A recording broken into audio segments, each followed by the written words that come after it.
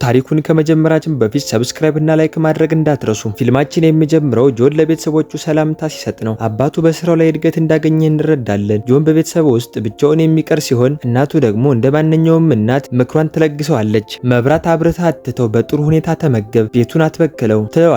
ጆን ብቻውን ስለሚቀር በጣም ያዘንና ልቡ የተሰበረ ያስመስላል። ለአውሮፕላኑ እንዳያረፍዱም በፍጥነት እንዲሄዱ ይነግራቸዋል። ወደ መኪናው ሽኝት ሲያደርግላቸው በስሜት ተጎድቶ እጁን ያውለበልባል።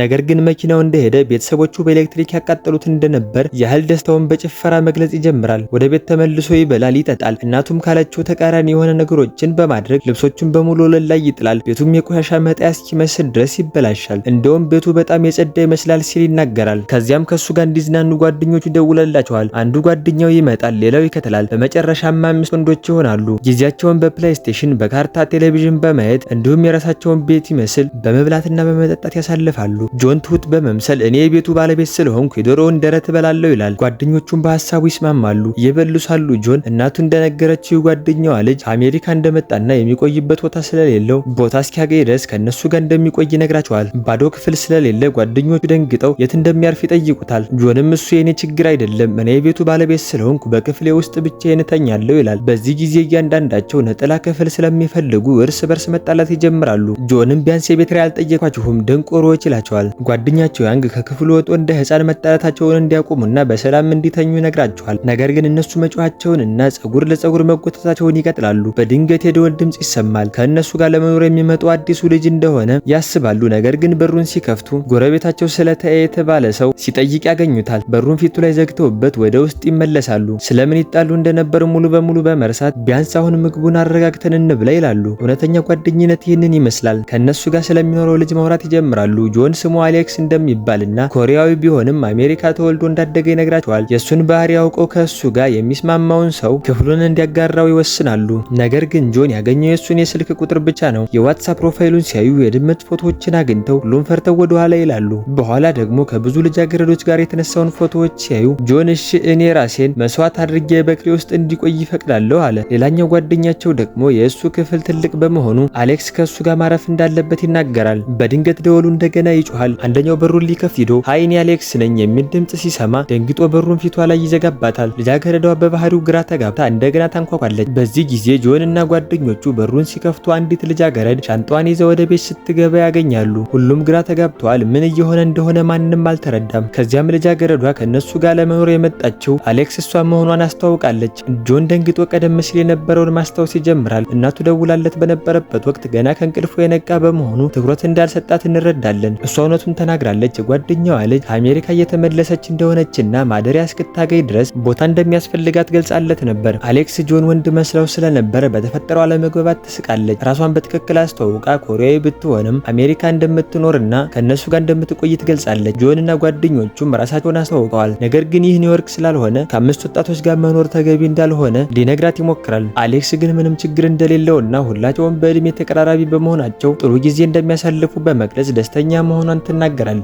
ጆን ከቤት መውጣት እንዳለባት ቢናገርም አሌክስ ግን እናቱ አስቀድማ እንደፈቀደችላት ትናገራለች። ጆን በራስ መተማመን ለእናቱ ይደውላል። ነገር ግን ሲመለስ በፍርሃት ተሞልቶ እናቱ ወይ አሌክስ ከነሱ ጋር ትኖራለች ወይም ሁላቸውም ከቤት ወጣላችሁ ማለቷን ለጓደኞቹ ይነግራቸዋል። ወንዶችም አሌክስ እንድትቆይ ወይም እነሱ እንዲወጡ ድምጽ ለመስጠት ይወስናሉ። አሌክስ ሙዚቃ እያዳመጠች እነሱ እስኪጨርሱ ስትጠብቅ እነሱ ስብሰባ ያደርጋሉ። በሷ መኖር እንደተጨነቁና እንድትወጣ ቢፈልጉም ውሳኔ ላይ መድረስ ስላልቻሉ ለዛሬ አድራ ነገ ድምጽ ለመስጠት ይስማማሉ። ከዛም አሌክስ ክፍሉ የት እንደሆነ ትጠይቃለች። አንደኛው ክፍሉን ለሷ መስዋዕት ማድረግ ስላለበት እርስ በርስ ይተያያሉ። በመጨረሻም ጆን ክፍሉን ለሷ ሰጥቶ ከጓደኛው ጋር እንዲያደር ይገደዳል። ይህም በጣም ያናድደዋል። ቆየት ብሎ በዚያ ምሽት አሌክስ የጥርስ ብሩሽ ትፈልጋለች። ጆን ሂዶ ሊገዛላት ሲል እሷ ግን ራሷ መሄድ እንደምትችል በመናገር እምቢ ትላለች። ከቆየች በኋላ የመጠፋፋት ስሜት ስላደረበት ተጨንቆ ልብሱን ለብሶ ሊፈልጋት ይወጣል። አሌክስ ወደ ቤት እየተመለሰች ሳለ ጎረቤታቸው ከኋላ ይከተላታል። በጓሮው ውስጥ የድመት ድምጽ ሰምታ ልታይ ስትል ከአንድ ሰው ጋር ተጋይታ ትደነግጣለች። እሱም ጆን ነበር። ስለደነገጠች ይቅርታ ጠይቆ አብረው ወደ ቤት ይመለሳሉ። አሌክስ አመስግና ለመተኛት ትሄዳለች። በማግስቱ ጠዋት አሌክስ በማለዳ ተነስታ ቁርስ አዘጋጅታ ሁሉንም ለምግብ ትጠራቸዋለች። ጆንና ጓደኞቹ ሲነቁ ባዘጋጀችው ቁርስ ይደነቃሉ። ሁሉንም በደስታ በልተው ወዲያውኑ በቋሚነት እንድትኖር ይወስናሉ። በጥቂት አይብና ጃም ምክንያት መቃወማቸውን በሙሉ ተው።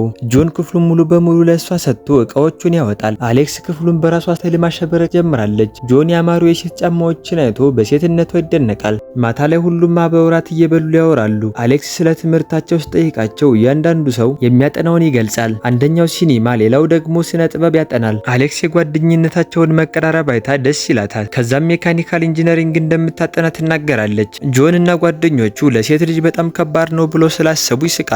ከእነሱ መካከል አንዱ የሆነው ያንግ በተመሳሳይ ዘርፍ እያጠና በመሆኑ ተናዶ ከጠረጴዛው ይነሳል። አሌክስ የኮሪያን እብድ የሚያደርግ ቃሪያን ስላለመደች ውሃ ለመጠጣት ወደ ቤት ትሄዳለች። ነገር ግን በስህተት ዝንጅብል የያዘ ጠርሙስ ትጠጣለች። ውሃውን በያንግ ፊት ትተፋዋለች። ጆን በሳቅ ሲፈነዳ፣ አሌክስ ደግሞ ጥርሷን ተሸርሽራ እንደነበር በመናገር ይቅርታ ለመጠየቅ ትሞክራለች። ያንግ ግን ምንም አይመልስም። ይልቁንም በዝምታ የሚጠጣ ውሃ ሰጥቷት ይሄዳል። በማግስቱ ጠዋት አሌክስ ስትነቃ ቤቱ የተበላሸ ሆኖ ታገኘዋለች። ጆን ሳሎን ውስጥ ተኝቷል። ወለሉ ላይ ምግብ ተበትኗል። ቤቱ የሚሸት ሽታ አለው። መታጠቢያ ቤቱ ቆሻሻ ነው። የማጠቢያ ማሽኑ ደግሞ በቆሸሹ ልብሶች ተሞልቷል። ከእንስሳት ጋር የምትኖር ያህል ይሰማታል። በዚህ ምሽት አሌክስ በክፍሏ ውስጥ ለመተኛት ትሞክራለች። ነገር ግን ወንዶቹ ድምጽ ያበዛሉ። ስትወጣ ፕሌይስቴሽን እየተጫወቱና ከፍተኛ ጫጫታ ሲፈጥሩ ታገኛቸዋለች። ረፍዷልና የሚያደርጉት ጫጫታ ተቀባይነት የለውም ትላቸዋለች። ጆን ግን ገና ሌሊት 9 ሰዓት እንደሆነና ፓርቲው ገና አልተጀመረም ይላታል። ከዚያም ያንግ ነቅቶ የፕሌይስቴሽኑን ሶኬት ይነቅላል። ጠዋት ትምህርት ስላለው መተኛት እንደሚፈልግ ይነግራቸዋል። እንዲሁም ለአሌክስ ከነሱ ጋር መኖር እንደማትችል ይነግራታል። እውነቱን ለመናገር አሌክስ ከነዚህ ደንቆሮች ጋር ለመኖር ከባድ እንደሆነባት ማሰብ ትጀምራለች። በማግስቱ አሌክስ የቤት ህጎችን የያዘ ወረቀት ጽፋ ለእነሱ ገና 1 ሰዓት ቢሆንም በማለዳ ታስነሳቸዋለች። ህጎችን ሲያነቡ ቤቱን አዘውትሮ እንዲያጸዱ፣ ማምሸት እንዲያቆሙና ማታ ማታ ከፍተኛ ጫጫታ እንዳይፈጥሩ የምትፈልግ መሆኗን ይረዳሉ። በእርግጥ እነሱ ህጎችን ለማክበር እምቢተኛ ከመሆናቸውም በላይ ደንቦቹን ላለማክበር ሲሉ ድምጽ እስከ መስጠት ይደርሳሉ። ከዚያም ሁሉም ወደየ ክፍላቸው ተመልሰው እንቅልፋቸውን ይቀጥላሉ። አሌክስ በጣም ታዝናለች፣ ተስፋም ትቆርጣለች። ያንግ እሷ ማዝኗን ስለተመለከተ ራሱ ምግብ ሊሰራላት ይወስናል። አሌክስ በጣም ደስ ብሏት ፈገግ እያለች እሱ ሲያመስል ለማየት አብራው ወደ ኪችን ቤት ትሄዳለች። አብስሎ ካጠናቀቀ በኋላ አብሮ ይመገባሉ። ከዚያም ወደ ሱፐርማርኬት ይዟት በመሄድ የምትወደውን አይስክሬም ይገዛላታል። አብሮም ዘና ብለው ይዟዟራሉ። አሌክስ ደስታ ይሰማታል። ስለተንከባከባትም ታመሰግነዋለች። ያንግ ግን ስለሷ የሚያስቡት እሱ ብቻ እንዳልሆነ ይነግራታል። ጓደኞቿም ጭምር እንደሚያስቡላት፣ ነገር ግን ስሜታቸውን የመግለጽ ችሎታ እንደሌላቸው ያብራራላታል። እንዲሁም ከጓደኞቹ አንዱ ምግብ እንዲሰራላት እንደጠየቀው፣ እንዲሁም ጆን ከሙቀት ጋር የተያያዘ አለርጂ ያለበትና ሙቀት በጣም የሚጠላ ቢሆንም እሷ እንዳይበርዳት ሲል የአየር ማቀዝቀዣውን በድብቅ እንዳጠፋው ይነግራታል። አሌክስ ይህንን ሁሉ ስትሰማ ትገረማለች። በበጎ ጎናቸው ሳታያቸው በችኮላ በመፍረዷ ታስባለች። ወደ ቤት ሲመለሱ አሌክስ ወንዶቹ በትክክል እሷ በጠየቀቻቸው መሰረት ቤቱን ሲያጸዱ ታገኛቸዋለች። ቃሏን ሰምተው ቤቱን ሲያጸዱ በማየቷ በጣም ደስ ብሏት በደስታ እየሮጠች ትከተላቸዋለች። በዚያ ምሽት እያንዳንዱ ልጅ በየክፍሉ የሆነ ነገር እያደረገ ሳለ በድንገት መብራት ይሄዳል። ሁሉም ደንግጠው በመውጣት ሳሎን ውስጥ አብረው ይቀመጣሉ። ሻማ ብርቶ አሌክስ እንዳትፈራ ይነግሯታል። አሌክስ ግን ድፍረታም ስለሆነች ምን ያስፈራል፣ ይልቁንም አስፈሪ ታሪኮችን ለማውራት ትክክለኛው ጊዜ አሁን ነው ትላለች። በአሜሪካ ሳለች አንድ ሰው በሯን አንኳኩቶ ስትከፍተው ማንም እንዳልነበረም የሚገልጸውን ጨምሮ አስፈሪ ታሪኮችን ማውራት ትጀምራለች። በድንገት በቤት ውስጥ የማንኳኳት ድምጽ ይሰማል። ወንዶቹ በፍርሃት ሊሞቱ ይደርሳሉ። ከነዚህ መካከል 3ቱ ከአስፈሪ ታሪኳ ለማምለጥ ሲሉ ወዲያውኑ ምግብ ልንገዛ ነው ብለው ይወጣሉ።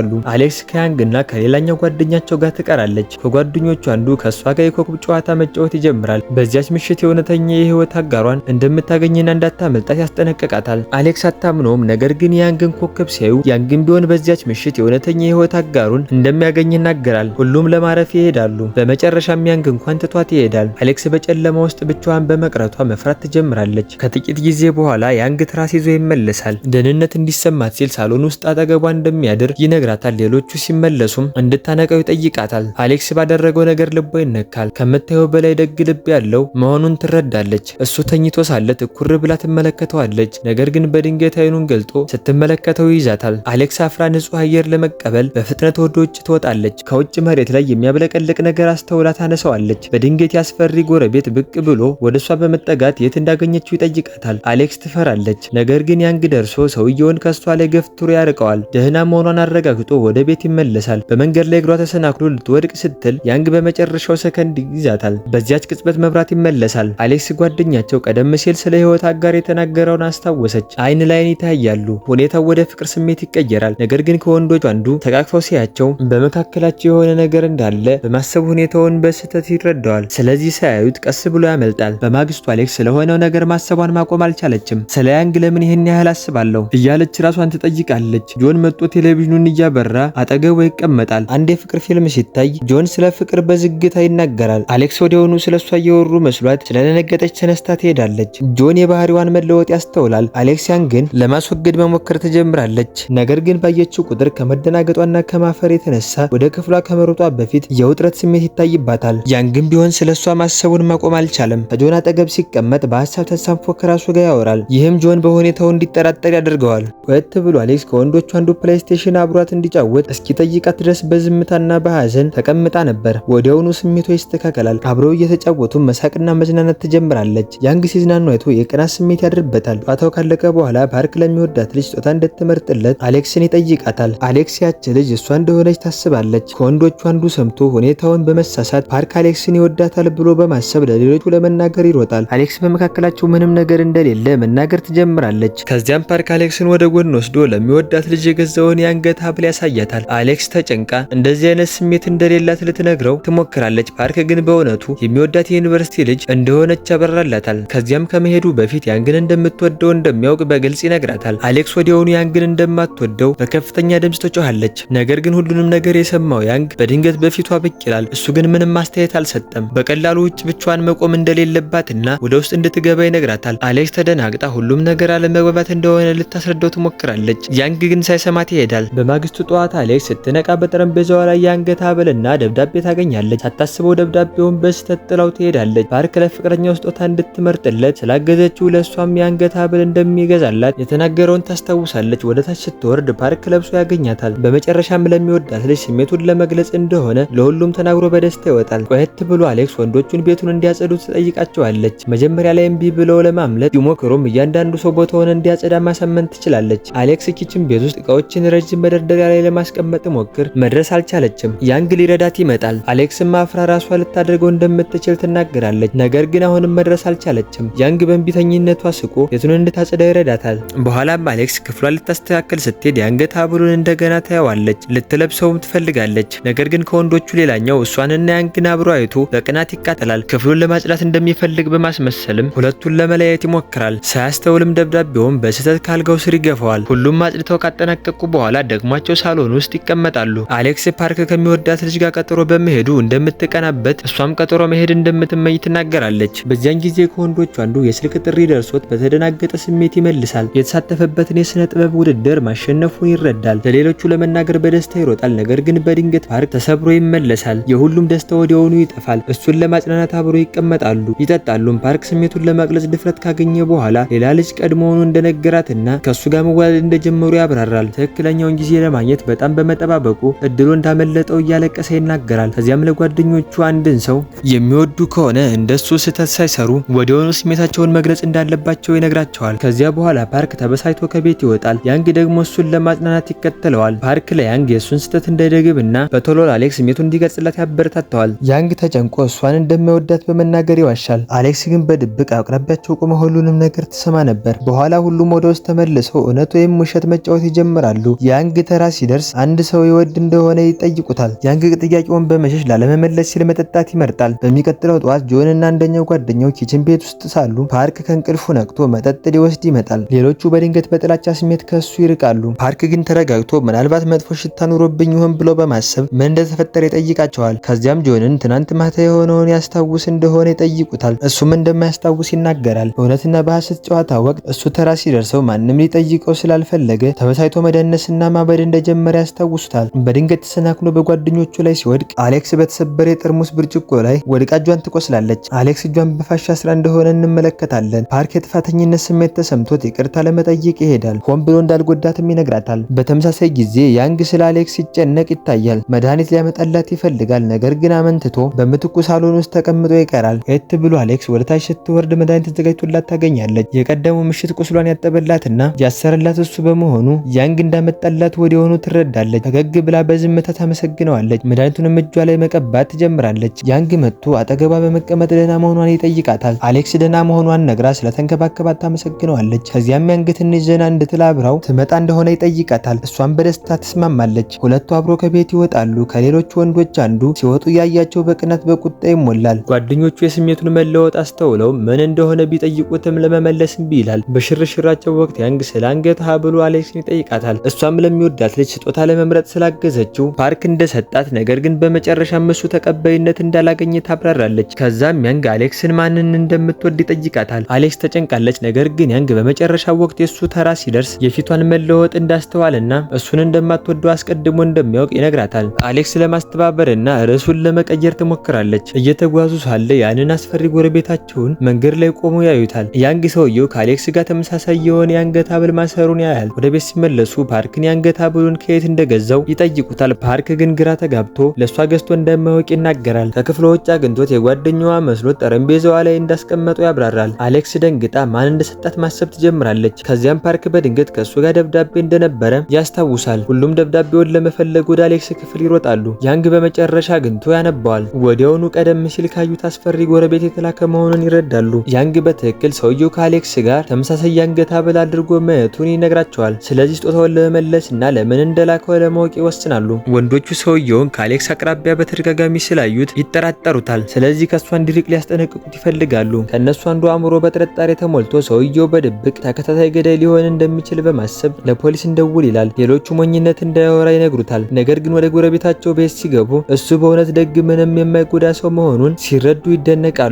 እንደውም የሚንከባከባት ድመት ነበረችው። ድመቷ ጠፍታበት እየፈለጋት እንደነበር ያብራራል። አሌክስ ቀደም ሲል መሬት ላይ ያገኘችው የሚያብረቀርቅ ነገር እሱ ለድመቷ ያዘጋጀው የአንገት ሐብል ነበር። በዚያ ቀን አሌክስን የጠየቃት ለዚያ ነበር። እንዲሁም አስቀድሞ ስላስደነገጣት ይቅርታ ለመጠየቅ የአንገት ሐብሉን እንደላከላት ያብራራል።